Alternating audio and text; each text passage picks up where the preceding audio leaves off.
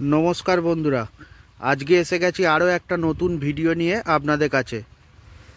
তো বন্ধুরা, আমি এখন আছি জামালপাড়া ওয়ান ডে পিকনিক স্পটে। তো আপনারা যদি রাজারহাটের কাছাকাছি যদি ওয়ান ডে পিকনিক করতে চান, তাহলে আমাদের এই জামালপাড়ায় আমি নাম্বার দিয়ে দেবো, এনার সাথে যোগাযোগ করতে পারেন। ওয়ান ডে পিকনিক স্পটের জন্যে বেশ উপযোগী এবং এখানে বাথরুম পায়খানারও ফেসিলিটি আছে, লেডিসদের জন্যে বা জেন্টসদের জন্যে, উভয়ের জন্যেই। জেন্টসদের জন্যে তো পুরো ফাঁকা মাঠ পড়ে আছে, আর লেডিসদের জন্যে ওয়াশরুমের ব্যবস্থা আছে। আর যদি এখানে এসে আপনারা নিজেরা রান্নার সমস্ত জিনিসপত্র নিয়ে এসে রান্না করতে চান, তাহলে এখানে কোনো অসুবিধা নেই।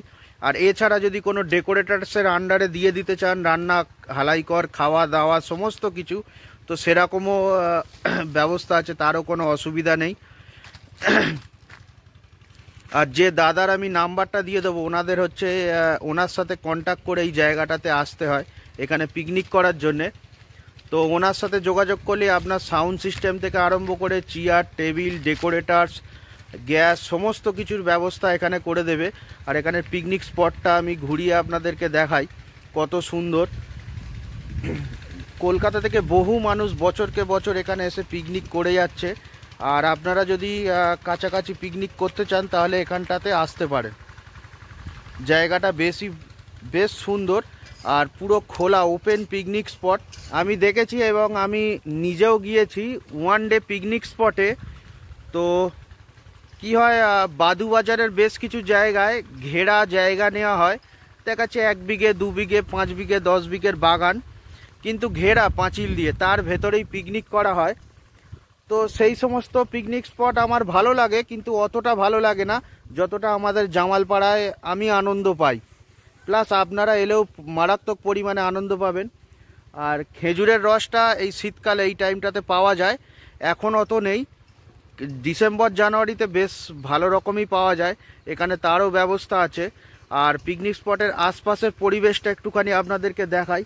পুরো ওপেন আছে, কোনো দিকে পাঁচিল দিয়ে ঘেরা নেই, মাঠকে মাঠ।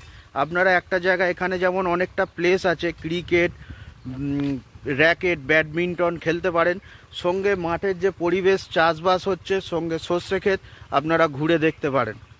তো একটা টাইম পাস করারও মারাত্মক জায়গা আছে। সঙ্গে সামনেই আছে ঠাকুর বাগান, প্রথমে তো দেখালাম, আরও একটা ঠাকুর বাগান আছে ভিতরে, সেটাও আপনাদেরকে দেখাচ্ছি আমি। আর এই হচ্ছে পুরো সর্ষে ক্ষেত। বেশ কিছুদিন আগে পুরো সর্ষে ফুলে মাঠ ভরা ছিল, সঙ্গে বেশ কিছু জায়গায় শাকসবজিও চাষ করে। তো বিশাল সুন্দর, খুব ভালো লাগে।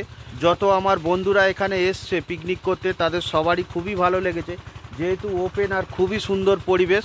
তো আপনারা এই জায়গার আমি নাম্বার দিয়ে দেবো, কন্ট্যাক্ট করে আসতে পারেন, আশা করি খুবই ভালো লাগবে। আর আরও একটা ঠাকুর বাগান আছে, সেটাও আপনাদেরকে একটু ঘুরিয়ে দেখাই। আর আজকে আমি আর বন্ধু আছি, আরও 2 জন আছে। আজকে একটা নিজেদের ভেতরে একটা শর্ট পিকনিক হবে। আর এই ঠাকুর বাগানেই।